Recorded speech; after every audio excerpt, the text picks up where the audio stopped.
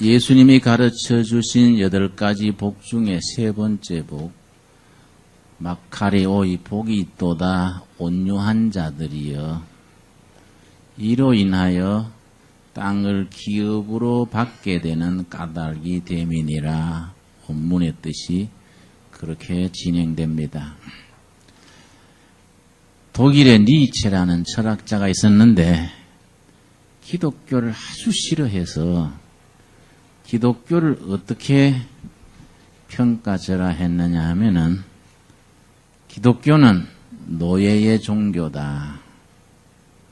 그렇게 비난하게 되는 기본이 오늘 본문 말씀에 뿌리를 두고 있습니다. 온유한 자가 복이 있다. 말이 되냐? 힘 있는 자, 능력 있는 자, 권력 잡는 사람이 복이 있지 무슨 온유한 자가 복이 있다. 가난한 자가 복이 있다. 겸손한 자가 복이 있다. 약한 자들이 복이 있다. 이거는 노예 종교고 노예 근성이다. 자, 그렇게 아주 주장을 하면서 자기가 성경을 대체할 수 있는 책을 한 권 쓰겠다. 그래서 아주 심려를 기울여서 책을 한 권 썼는데 그거의 알조스프라하 짜라투스트라 이런 제목입니다. 짜라투스트라는 이렇게 말하였다. 그걸 쓰고 나서 얼마나 자신만만했던지 100년 뒤에는 성경은 사라지고 알조스프라하 짜라투스트라 이 책이 성경을 대신할 것이다. 아주 기염을 통해서 토했습니다. 실제로 니체 제자를 내가 한 사람 본 적이 있습니다. 내가 학생 시절에 대구에 독일에 가서 니체를 전공하고 온 교수님 한 분은 나이 들어서 자기 집에 니체 사당을 만들어 놓고 촛불을 켜놓고 니체 사진을 붙여놓고 아까 말씀드린 그 책을 성경처럼 앞에 탁 놓고 스승 니체시여 강림하시옵소서 그런 일을 한 사람도 있습니다. 예. 사람 돌아버린 건 잠깐사입니다. 그래서 니체는 실제 죽을 때는 광기가 생겨서 광인으로 죽었습니다만은 권력을 추구하고 니체는 성경이 마음에 안 맞는 거예요. 온유한 자가 복이 있다. 가난한 자가 복이 있다. 무슨 소리냐. 인간이 권력을 잡고 힘을 얻고 이래야 되는 거이지 뭐이냐. 그래서 권력의 의지, 독일어는 빌레 쭈아 마흐트, 권력 의지, 이게 역사를 끌어간다. 그래서 그런 니체 사상을 정치에 적용한 경우가 히틀러 정권입니다. 성경적인 내용하고는 반대가 되는 거예요. 예수님의 말씀은 전혀 반대지요. 온유한 자가 복이 있다. 땅의 주인이 될 것이다. 역사의 주인이 될 것이다. 실제로 예수님이 말씀하시는 온유한 자의 복을 정치에 적용하고 현실에 적용해서 가장 성공한 경우가 인도의 깐디입니다. 깐디 같은 사람은 아힘사 운동, 비폭력 운동, 폭력이나 무력이나 세상적인 힘이 아니라 복음서에서 예수 그리스도께서 산상수훈에서 가르쳐 주시는 온유한 자의 복, 이런 것을 정치 운동에다 적용해서 비폭력, 무저항, 진리를 펴는 운동을 정치로서 실천을 해서 큰 열매를 거두었었습니다. 우리 성경의 신앙을 생활 신조로 신앙 고백으로 살아가는 우리들은 세상 사람들하고는 가치관이 다르고 사고방식이 달라야 됩니다. 온유한 자는 복이 있다고 말할 때에 온유하다는 말의 그 의미를 우리가 바로 깨달아야 됩니다. 우리가 일반적으로 온유하다 그러면 인간관계에서 부드럽다, 포용력이 있다, 이런 걸 생각하는데 본문 말씀에서 온유하다는 말은 훨씬 그 차원이 다릅니다. 자, 예수님께서 복이 있도다 온유한 자들이여 이렇게 말씀하실 때에 그 온유하다는 말에는 세 가지 의미를 가집니다. 그 의미를 우리가 마음속에 잘 받아들여서 이걸 체득을 해야 됩니다.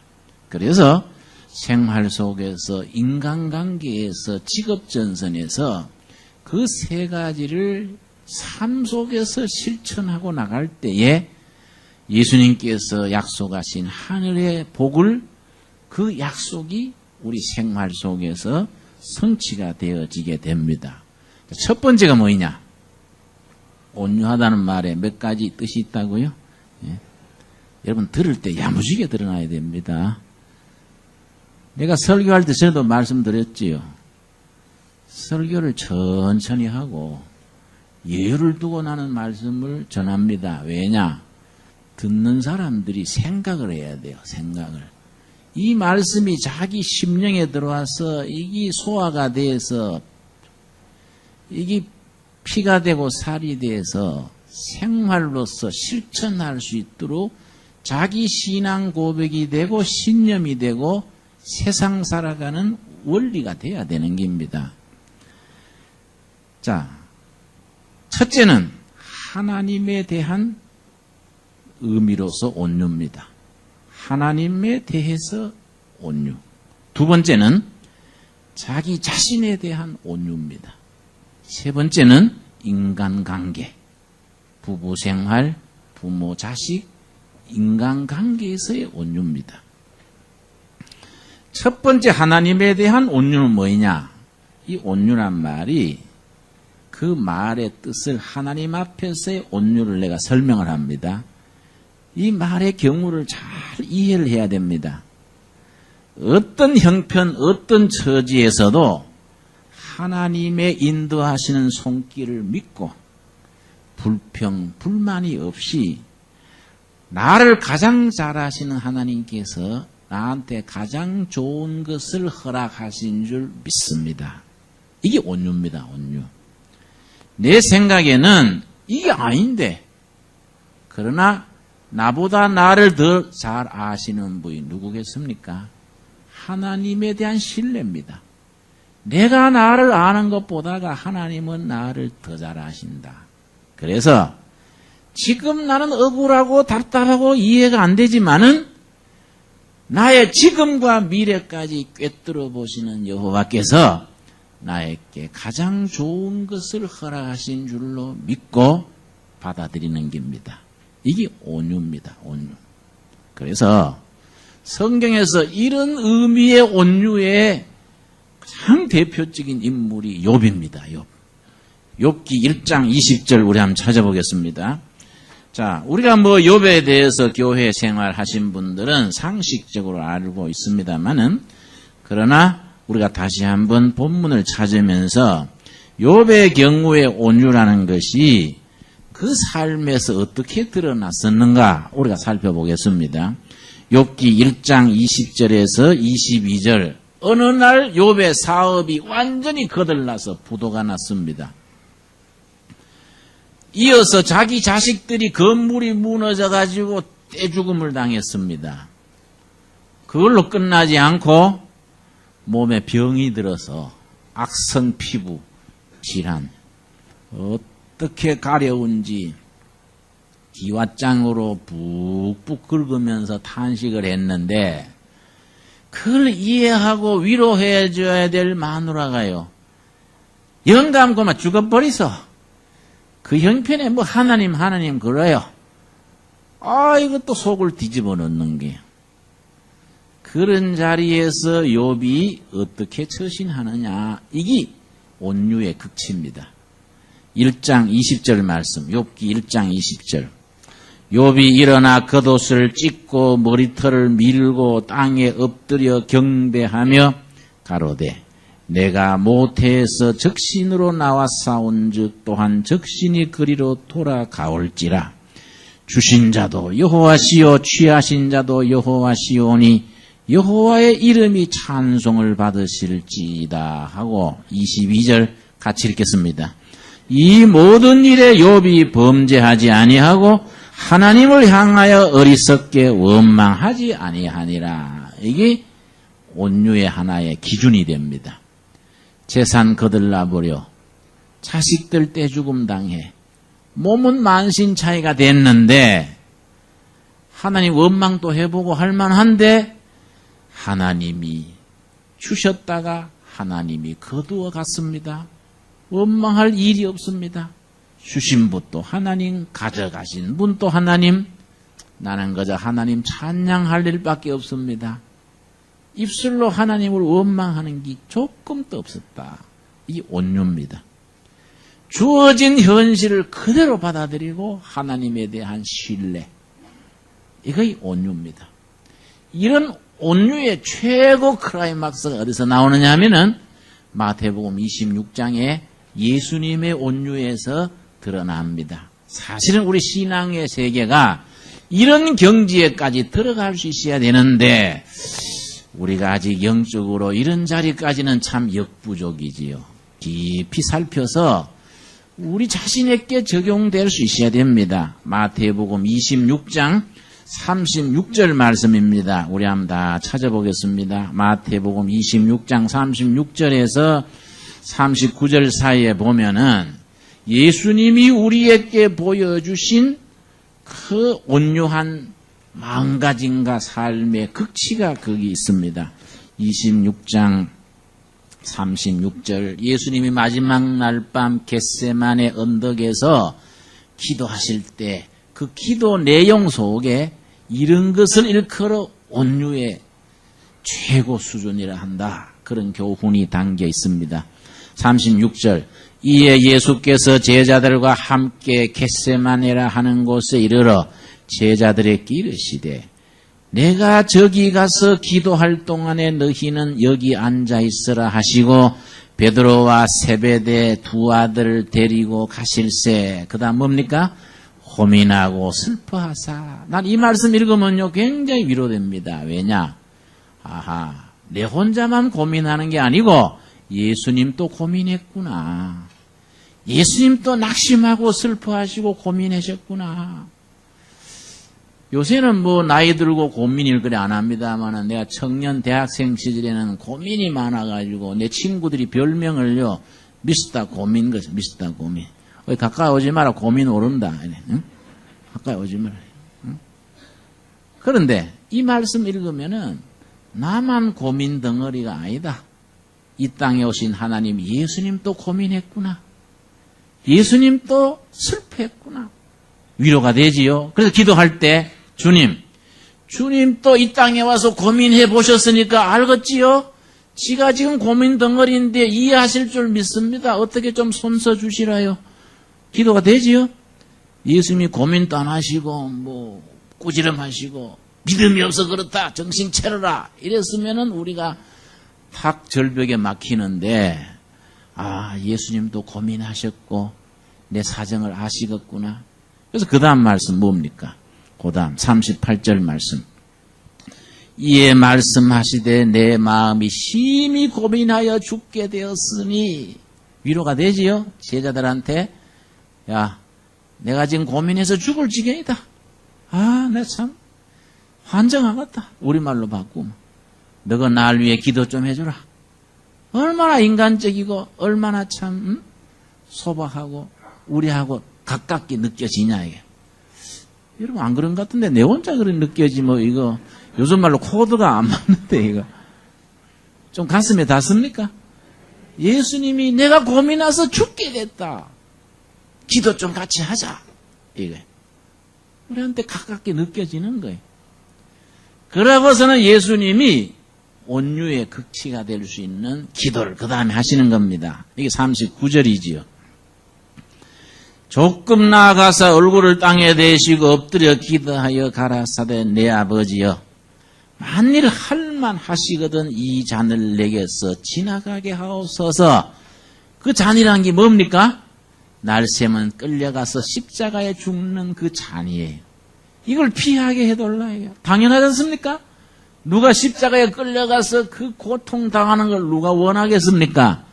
하나님 아버지, 그렇게 말고요. 편안하게 존경받고 인정받고 살다가 국가의 원로로서 정신적인 대부로서 편안한 노후를 바치게 해 주시옵소서. 이 사람의 마음이죠. 예수님도 그 말씀이에요. 하나님, 할 수 있으면 이 잔을 나한테 옮겨주시고 존경받고 편안하게 내 인생을 끝맞게 해 주시옵소서. 근데 고담이 온유예요. 고담 뭐라 그랬습니까? 그러나, 이건 내가 원하는 거이고, 그러나, 그 다음 같이 읽읍시다. 나의 원대로 마옵시고 아버지의 원대로 하옵소서. 내가 원하는 거는 이러이러한 글이 있습니다마는 그러나 신경 쓰지 마십시오. 내가 원하는 건 신경 쓰지 마시고 내 인생, 내 청춘, 내 기업, 내 학문을 통해서 아버지께서 원하시는 거, 거기 십자가를 지는 기면 십자가를 지겠고 모욕당하는 거면 모욕당하는 기고 망하는 기면 망하겠고 아버지의 뜻을 내 인생 속에서 이루어지기를 원합니다. 전적 신뢰를 가지고 하나님의 뜻이 내 속에 이루어지도록 자기를 비우고 아버지를 신뢰하고 맡기는 겁니다. 이게 온유입니다. 온유. 자, 두 번째. 내 자신에 대한 온유가 뭐이냐? 헬라어 성경에서는 온유라는 말이 프라우스라는 말인데 그 프라우스라는 헬라 말이 가지는 의미가 있습니다. 이게 뭐냐면 그냥 사람이 착하다, 얌전하다 이게 아닙니다. 일반적으로 온유 그러면 아주 부드러운 게거든요. 요즘 말로 나분함. 나도 부드러운 남자다. 나도 나분함이다. 그러는데 나분함을 가지고 온유라 그런 게 아니라고요. 이 프라우스라는 것은 속으로는 성질이 나가지고 뒤집어지고 뒤집어버리고 욕도 하고 막 고소도 하고 짓밟아버리고 싶은데 이걸 절제하는 거예요. 속에는 막 전쟁이 나가지고 뒤집어지는데 수양과 인격과 경건을 통해서 자기를 깔아앉히고 통제된 마음이에요. 속에는 막 뒤집어지는데 이걸 성령님의 도우심으로 깔아앉히고 상대방에 대할 때는 아주 부드러운 걸로 나가는 거예요. 이게 온유입니다. 온유. 그래서 이 프라우스라는 말은 힘이 있고 능력도 있고 다 얼마든지 상대방을 격파할 수 있지만은 자제하고 상대방을 포용해서 받아들여주는 마음, 자기 자신을 통제할 수 있는 마음이 온유다. 이런 온유에 대해서 잠언 16장에 아주 참 귀한 말씀이 있습니다. 잠언 16장 32절에 우리가 이러한 경지에 들어갈 수 있도록 기도를 해야 됩니다. 잠언 16장입니다.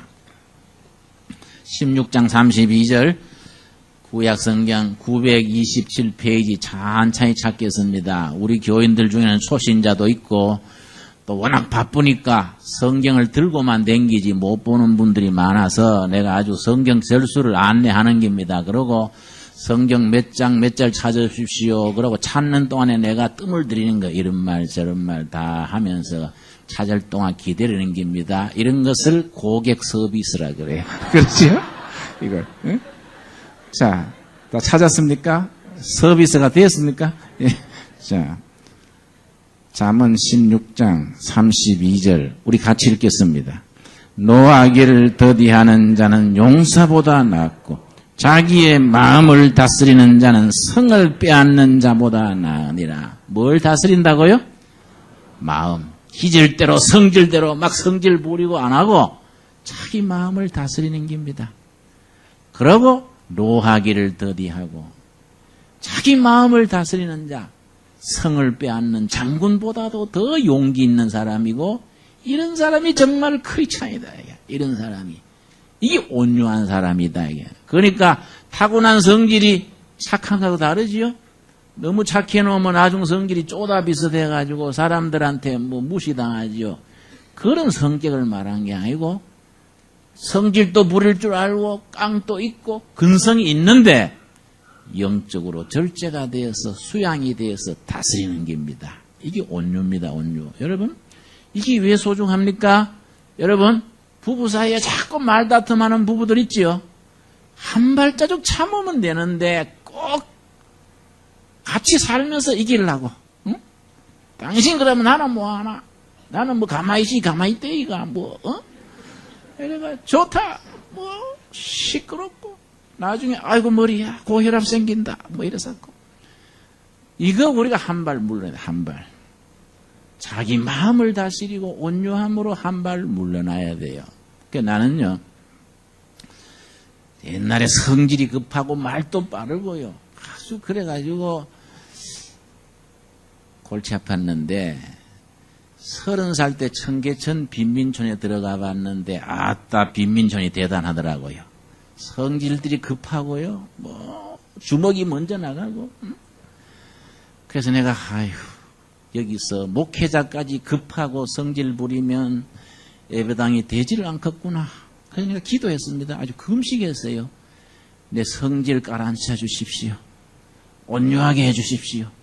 말도 천천히하게 해주시고 머리 한 박자 늦게 해주십시오. 이거는 많이 응답받은 것 같아요. 어떨 때는 너무 응답이 많이 돼버리는가 한 박자 너무 늦을 때도 있다고. 그런데 별명이 형광등이지 않습니까? 형광등. 이 왔다 갔다 하는 거예요. 그런데 내가 한번 덕을 봤습니다. 전에 내 신학교 후배가 요새 젊은 사람들 맹랑해요. 나 앞에 딱 얼굴을 쳐다보고요. 우리 후배들은 김진영 목사님 그렇게 인정하지 않습니다. 김진영 목사님 옛날 김진영 목사님 지금은 말과 실천이 다릅니다. 그래서 또 실제 내가 좀 다르기도 하고 해서 가만히 쳐다보다가 그거 참 맹랑하다. 그럴 때 성질 내면 뭐 두 번 바보 되잖아요. 그래 내가 호흡을 한번 들이키고 나서 후배님 그거 뭐 그렇게 세게 나오요. 나도 좋은 점도 있구먼.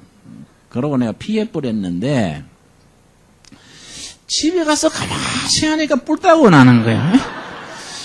그마가 그거 아이씨 손 좀 봐야 쓰겠는데 집에 가버렸는데 어디 손 봅니까? 집에 가버렸는데 그래서 뭐 혼자서 입을 뒤집어 쓰고 화내는 식으로 끝나버렸는데 다음에 만나가지고 그 후배가요 아주 진심으로 사과하더라고요. 선배님 지난번에 내가 참 큰 실례했습니다. 내가 집에 가가지고 우리 집사람한테 그래 말을 했더니 우리 집사람이 펄쩍 뛰면서 당신이 무슨 권리로 그래 말하나.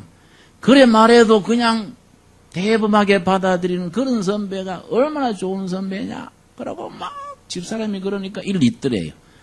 그래서 내가 일부러 내가 사과하러 왔습니다. 그래서 내가 딴 말 안 하고 자네는 처복이 있구만. 내가 그러고 말았는데 이게 우리 한 박자 늦은 게 좋아요. 우리가 이게 온유하다는 게요.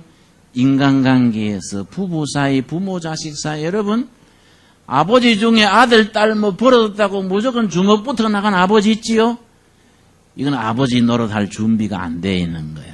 지금 시대가 그런 시대 아닙니다. 자식들 뭐 주먹질해가 소리 질러가 되는 세상이 아니고 그래 나오면 아버지 바꾸려고 그래요. 응? 이거 우리가 시대가 다릅니다. 온유한 성품이 현실적으로 우리한테 얼마나 유익을 주는지 자기 마음을 성질을 기질을 다스리는 것이 장군 중에 장군이다. 그런데 오랜 수련을 통해서 온유로서는 세상에 끝내주게 된 사람 성경에 소개가 나옵니다. 누구겠습니까? 기억납니까? 온유도 하기로는 전 세계 최고다. 민수기 12장 3절이죠. 그럼 찾아보겠습니다. 민수기 12장 3절 말씀 보면은 온유의 극치가 이룬 사람 그것이 처음부터 그런 게 아니고 젊은 날에는 막 혈기 덩어리를 했는데 긴 세월의 경건의 훈련 자기 수련을 닦아가지고 온유가 최고로 도달된 사람 그 사람의 얘기가 민수기 12장 3절입니다. 3절 말씀 우리 찾아보면 한번 같이 읽겠습니다. 이 사람 모세는 온유함이 지면의 모든 사람보다 승하더라. 이 사람 누구라고요? 모세. 모세라는 사람이 온유로 말할 것 같으면 전 세계 최고다. 최고. 승하더라는 말은 제일 앞섰다는 말이죠.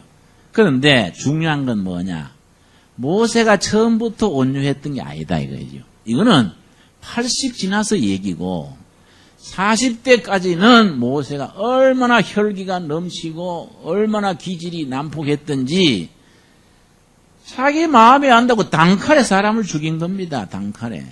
이런 사람이 그 성품이 변해가 온유하게 되는 일에 몇 년 걸렸습니까? 40년 훈련시킨 겁니다. 그래서 모세는 하나님의 작품이에요. 혈기 있고 아주 급한 사람을 온유한 사람으로 바꾸어가지고 하나님이 쓰신 겁니다. 그게 40년 걸렸어요. 우리가 기도할 일입니다. 하나님, 저도 온유하지 못하온데 모세처럼 40년은 너무 깁니다. 4년으로 줄여주십시오. 가능하면 넉 달이면 좋지만은 그건 또 조금 안 될 것 같고 4년 안에는 내가 온유하도록 바꿔주십시오. 기도할 만도 합니다, 여러분. 응? 자, 그게 어디 있냐면 출애굽기 2장입니다. 출애굽기 2장에 보면은 모세가 젊은 날에 얼마나 혈기가 넘치고 온유하고는 열촌 넘었던 사람입니다. 출애굽기 2장 11절 보면은 대단한 성격이었습니다. 출애굽기 2장 11절 말씀.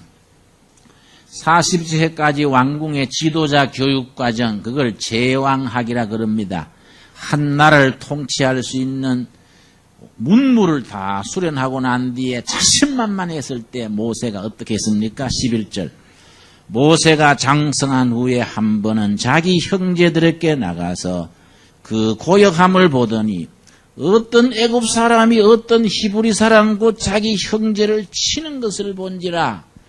자기 동족 노동자를 바로왕의 공무원이 현장에서 구타하는 것을 보고 민족적인 의분이 생긴 거예요. 그리고 또 휴머니즘. 네가 공무원이면 공무원이지 그렇게 사람을 괄시하고 칠 수 있냐? 이런 휴머니즘, 의분심이 일어나가지고 어떻게 했습니까? 무술을 단련한 사람이라 급소를 안다 이 말이에요. 12절 말씀 우리 같이 읽읍시다. 좌우로 살펴 사람이 없음을 보고 그 애굽 사람을 쳐 죽여 모래에 감추니라. 단칼에 한 방 날려서 죽여버린 거예요. 주위를 다 살펴보니까 뒤탈 없겠거든요. 아무 증인이 없겠단 말이에요. 에이, 이런 건 가만두면 안 된다. 확 죽여서 모래에 묻어버렸는데 그걸로 끝나게 되지 않은 거이지요. 이거 다 뒤탈이 남깁니다. 완전 범죄는 없다 그러지 않습니까? 대중 목욕탕에서 오줌 누는 거 외에는 완전 범죄가 없다 이게. 이 들통이 난 거지. 그런데 왕의 신하가 공무를 집행하는데 해꾸지하면은 그 나라 법이 옛날 전제군주 시대는 왕의 공무원이 왕 자신이다 이 말이에요. 공무 집행하는 노동감독관을 죽였으니 왕을 죽인 거에 해당하는 겁니다. 이게 법상으로. 그러니까 신분의 고하를 막론하고 사형입니다. 뒤탈이 나자마자 도망한 거예요. 도망해가지고 호렙산 기슭에 가서 처가 신세 져가지고 그 꿈도 크고 앰비션에 넘치던 젊은 모세가 40년 처가살이에서 양 몇 마리 몰고 40년을 사는 겁니다. 그 기간에 푹 썩었습니다. 푹 썩어서 온유하게 바뀐 거예요. 온유하게 바뀌게 하신 뒤에 지도자로 쓰신 겁니다. 여러분. 그러니까 우리가 내가 혈기 많고 속이 불불 하면은 기도해야 돼요. 하나님께서 저를 온유한 사람으로 나를 성숙시켜 주시옵소서. 그렇게 기도해서 응답받는 우리 둘의 가족들 될 수 있기를 바랍니다. 세 번째 온유가 뭐냐면은 온유는 세 가지 경우가 있는데 첫 번째 누구 앞에서 온유입니까? 하나님 앞에서. 두 번째 자기 자신 앞에서 자기 마음을 쳐서 다스려서 온유해지는 것. 세 번째가 인간관계, 내 이웃관계, 부부 사이에, 부모 자식 사이에, 직장 동료 사이에 온유해지면은 이게 얼마나 이게 인간관계에 이롭습니까? 여러분 한 가지 분명하셔야 됩니다. 갈라디아서 5장 22절에 성령의 열매 9가지가 있는데 그 중에 온유가 들어가지요. 온유라는 것이 죽은 뒤에 천국 가서 쓰는 게 아닙니다. 이게. 죽기 전에 이 땅에 있을 때의 건전한 인간관계, 행복된 생활, 크리스찬다운 삶을 사는데 온유가 이거는 필수 과목이다 이거예요. 거기에 대해서 사도 바울이 뭐라 그랬냐면은 고린도 후서 10장 1절 우리 천천히 찾겠습니다. 고린도 후서 10장 1절에 보면은 사도 바울이 대단한 성격이거든요. 그 사람은 아주 불같은 성격이고 아주 원칙 따지고 바울 같은 사람이 요즘 산다면은 독재자가 되는 겁니다. 아주 기업의 세장이 되면은 기업 성장을 위해서는 뭐 직원들 단칼에 날리고 마누라도 잔소리하면 시끄러. 지금 기업이 중요하지 마누라가 문제야. 응? 뭐 이런 식으로 나갈 아주 강력한 그런 성격인데 이런 바울의 성격이 성령 안에서 녹아지는 겁니다. 그래서 사람을 대할 때 온유함으로 대하는 겁니다.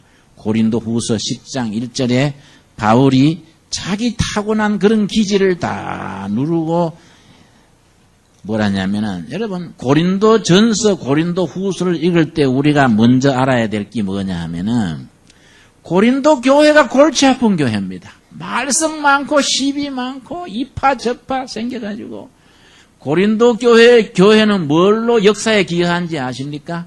엉망진창인 걸로 기여한 거예요. 엉망이니까 사도 바울이 걱정돼가지고 너 그래 하면 되냐? 영적으로 해라. 이래 해라. 그래서 편지를 장문으로 써서 보냈는데 첫 번째 편지가 뭐이겠습니까? 고린도 전서. 그래 보내도 좋아지지 않으니까 또 고린도 후서. 이래가지고 고린도 교회가 크게 쓰임받는 거예요. 고린도 전서 후서를 쓰게 된 동기가 고린도 교회의 뒤죽박죽된 영적인 그거라. 그런데 고린도 교회만큼 은사 충만하고 기도할 때 병 많이 낫고 뭐 밤새 철회하고 이런 교회가 없었어요. 그런데 이 엉망진창인 겁니다. 이런 교회에 대해서 지금 바울이 온유함으로써 권면하는 겁니다. 10장 1절 후서 10장 1절 너희를 대하여 대면하면 뭡니까? 험불 온유하고 떠나 있으면 담대한 나 바울은 이제 그리스도의 온유와 관용으로 친히 너희를 권하고 누구의 온유와 관용이라고요? 이 말에 의미가 있습니다. 바울 자신은 온유하거나 관용한 사람이 아니에요. 예수님 안에서 승화됐어요. 그래서 마태복음 11장 29절에 예수님이 뭐라 했습니까? 너희는 내게 와서 배우라. 나는 마음이 온유하고 겸손하다. 겸손은 하나님 앞에 낮아지는 자기 자리, 온유는 사람 사이에 부드럽고 관용하는 마음. 이게 예수님의 마음을 배워라. 그러면 너희 삶이 쉼을 얻으리라.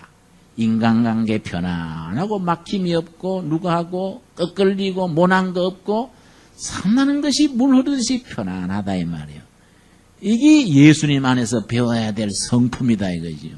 그래서 사도 바울이 지금 자기 자신의 내가 예수님의 온유와 관용으로 너희를 대한다. 내가 너희를 대할 때 예수님의 온유와 관용으로 대하는 거이다.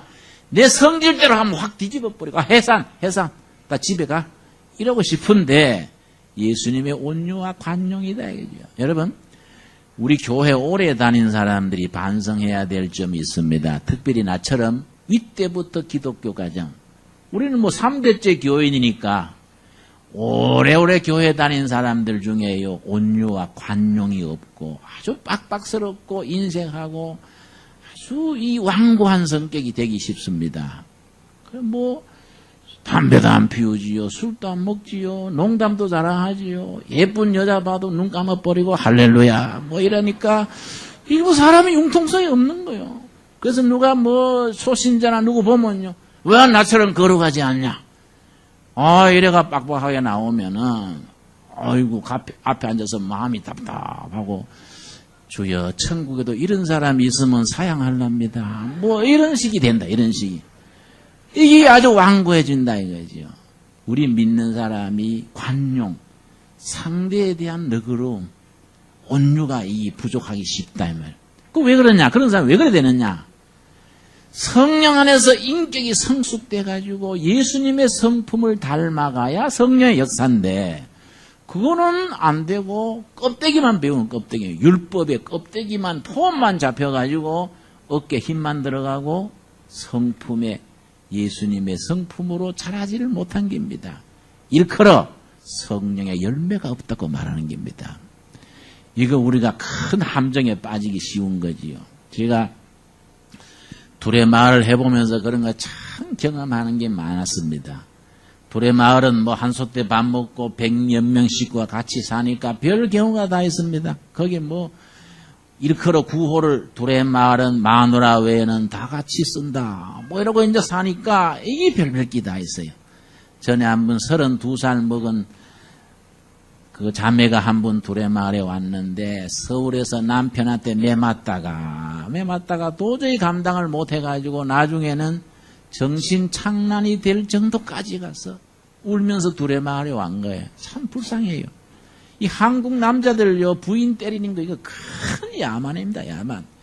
절대 그러면 안 돼요, 여러분. 교인들 중에도 그런 분들이 많습니다. 매맞다가 와가지고 내가 들어보니 불쌍해서 아이고 둘의 마을에 있으면서 상처 치료하고 그 남편이 변하도록 좀 기다립시다. 근데 이제 둘의 마을에서 이제 신약이 되는데 한 2달쯤 된 뒤에 내 집에 가볼랍니다. 그래서 글쎄 또 가서 매맞을 수 있을까?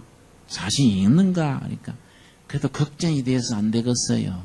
한국 참 여성들 착하거든요.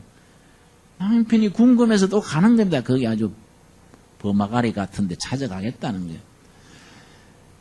가더니요 아침에 가는데 저녁 때 얼굴이 환해가 왔어요. 그래서 어찌 그래 얼굴이 좋아졌는가? 남편이 많이 좋아졌더나? 그런 게 아니고요. 벌써 그동안에요 다른 여자 데리고 삽니다. 그래 내가 해방이 돼가 기뻐요. 말하자면 임무교대가 된 거예요. 다른 여자 데리다가 또 두드리고 사는 거예요. 혼인신고도 안 하고 그냥 살았는데 자기 마음으로 성도로서 남편을 버리지는 못했는데 그 남자가 딴 여자 데려다가 또 사니까 자기는 노임받았다 해요. 오히려 하나님 감사합니다. 그거 온 거예요. 감사합니다. 그래 내가 양계장에 살게 일하게 해줬는데 대구서 같은 동갑내기 32살짜리 총각이 와가지고 양계장에 같이 일했는데 같이 양닭 계란 주워 내고 하다가 전기가 통한 거예요. 전기가. 그래서 둘이가 연애를 했어요. 그래가지고 둘이가 찾아왔더라고요. 목사님 우리가 이렇게 서로 이해를 하고 사랑하게 되었습니다. 결혼 허락해 주시고 주례해 주십시오. 그래서 나는 얼마나 기쁘든지 그거 참 잘 됐다. 그거 참 귀한 일이다. 결혼 주례하고 말고 우리 돼지 한 마리 잡고 잔치하자. 그 낮에는 닭 기르고 밤에는 자녀 놓고 이래가 잘해가지고 잘 살자. 아주 축복을 해준 거야. 그런데 그날 저녁에 둘의 마을에 남편 데리고 잘 사는 자매가 5명이나 단체로 나한테 와가지고 목사님 이번 그 애들 그 결혼 허락할 깁니까? 그래서 무슨 소리야 갑자기 왜 그래? 좋은 일인데 왜 허락 안 할 일 뭐 있나? 왜 그래? 그랬더니 목사님은 쉽게 생각한다니까. 그래서 뭐 어려울 게 있는가? 그러니까 그 때 묻은 주제에 쑥총각을 꼬시가지고 그래 살면 총각은 손해보잖아요. 아이고 그래서 내가 얼마나 열받았는지. 야 이 사람들아 속알머리 없이 그런 소리를 어떻게 하냐. 뭐 때 묻었다고? 때 묻으면 모욕하면 되잖아. 응? 어떻게 사람들이 인간기에 이해가 그러냐. 그렇게 잘못 만나가지고 상처받고 매맞고 그러던 언니는 그래도 참고 견디고 믿음 지키다가 하나님이 떨어지게 해주시고 좋은 길 열으셔서 좋은 남편 만나서 사는구나. 참 감사하다. 그 언니한테 배워야지. 이런 생각을 해야 이 관용이고 온유지. 여러분 때 묻은 주제에 총각 꼬시 가지고 산다. 이게 여러분 있을 수 있는 생각입니까? 그래서 내가 자네들은 뭐 좋아가지고 좋은 남편 만나가지고 매 안 받고 사는 줄 아나? 자네들은 그런 깜냥도 안 되기 때문에 처음부터 좋은 남편 만나서 살도록 해주고 그 사람은 다 감당할 수 있으니까 그래 과정을 거친 거요. 사람들이 그렇게 생각하면 안 돼. 관용을 하고 온유가 있어야 되지. 내가 뭐라 그랬더니 아이고 왔다가 본전도 못 차고 가네. 그럼 그러고 갔어요. 그걸 결혼을 시켰는데요. 지금 경상북도 거기서 시골에 목회한다고요. 둘이 잘 살아요. 생각만 해도 기쁜 일이에요. 여러분, 우리가 인간에 대한 온유라는 것은 상대방의 약점과 아픔과 지나온 고통에 대해서 내가 가슴으로 품어주는 거예요. 저 형제가 저렇게 고난 속에서 얼마나 힘들까. 저 자매가 저런 아픔을 가지고 참 내가 기도해줘야지. 내 마음을 열고 품어줘야지. 이 속에 성령께서 역사하시는 겁니다. 여러분, 아멘이 됩니까? 여러분, 우리 교인들이 이 관용과 온유가 없으면은요, 성령의 열매가 아니에요. 우리가 너무 우리 교회가 빡빡 실었고, 교회를 보면요, 우리는 이제 개척 세교인들이 많이 모이니까 어쩌다 보면은 아무개 여집사는 전에 교회에서 쫓겨나왔대. 흠집 잡는 거예요. 또 그게 또 본인 기에 들어가지고 오네 안 오네 그러고 그래. 또 쫓겨나왔으면 어때요? 쫓겨나와 이거 잘하면 될 끼인데. 이러니까 우리 교회에서 상처가 치료받으라고 교회 왔다가 상처를 더 받아가지고 나중에는 막 믿음에 낙심돼서 애당하면 자다가도 깜짝 놀라는 사람들이 있어. 상처를 받아가지고. 이러면 교회가 안 된다. 그래서 예수님께서 막하리 오이 복이 있도다. 마음이 온유한 자들이여. 그 온유한 것 때문에 땅을 기업으로 받을 까닭이 됨이니라. 본문이 그런 뜻입니다. 여러분, 땅을 기업으로 받는다는 말 아까 말씀드렸지요? 하나님 나라의 뭐예요? 상속자. 하나님 나라의 상속자. 구약의 전통이 땅을 기업으로 받는다는 그 말은 하나님 백성으로서 하나님 나라의 상속자가 된다. 근데 우리는 자꾸 부동산 두 개가 몰에 들어가지고 온유하면 땅 사게 되는구나. 아파트 몇 개 잡겠구나. 이래 생각하면 안 된다. 그래. 이래 생각하면 우리는 영 성경에 빗나가 버리는 거예요. 너희가 진실로 온유함으로써 하나님 나라의 상속자가 되고 예수님의 후계자가 된다. 아멘이 됩니까? 여러분, 그것을 성경 말씀에 로마서 8장 16절 우리 같이 읽고 마칩시다. 로마서 8장 16절 17절에 상속자가 땅을 기업으로 받게 된다는 말이 무슨 뜻인지 로마서 8장 16절 17절 말씀에 신약적인 관점으로 구약의 그런 문맥을 신약적인 의미로 쓰고 있습니다. 로마서 8장 16절 성령이 친히 우리 영으로 더불어 우리가 하나님의 자녀인 것을 증거하시나니 이걸 성령님의 내적 증거 그래요. 우리 마음에 이미 와 계시는 성령님이 우리 속에서 증거한다. 성령님이 뭐라고요? 내적 증거. 증거하는 내용이 뭐이냐? 17절 같이 읽겠습니다. 자녀임은 또한 후사 곧 하나님의 후사요 그리스도와 함께한 후사니 우리가 그와 함께 영광을 받기 위하여 고난도 하다야 될 것이리라. 후사란 말이 뭔 말입니까? 상속자. 땅을 기업으로 받는 사람. 하나님의 후사, 상속자. 곧 그리스도의 후사. 예수님의 후배다에게. 첫 번째 상속자는 예수님이고 그 뒤에 우리가 줄 섰다. 예수님의 줄 섰는 상속자가 된다. 그런데 그런 영광스러운 상속자가 되기 위해서 지금 잘 먹고 잘 살라 하지 마라. 지금은 고난을 받고 시련을 견디고 하나님의 뜻이 내 삶에 이루어지도록 진정 온유한 자로 살지어다. 여러분 아멘 하십니까? 예, 우리 기도하겠습니다. 주님 은혜를 감사드립니다. 우리가 하나님의 상속자, 땅을 기업으로 받는 사람이 되어서 하늘의 상속자가 되고 이 땅의 역사의 주인이 되고 이 땅을 기업으로 받는 거룩한 백성 되게 하셔서 감사합니다. 진실로 온유함으로써 하나님의 베푸신 약속을 우리 삶에서 이루어가게 이끌어 주시옵소서. 예수님 이름 받들어 기도드려 사옵나이다. 아멘.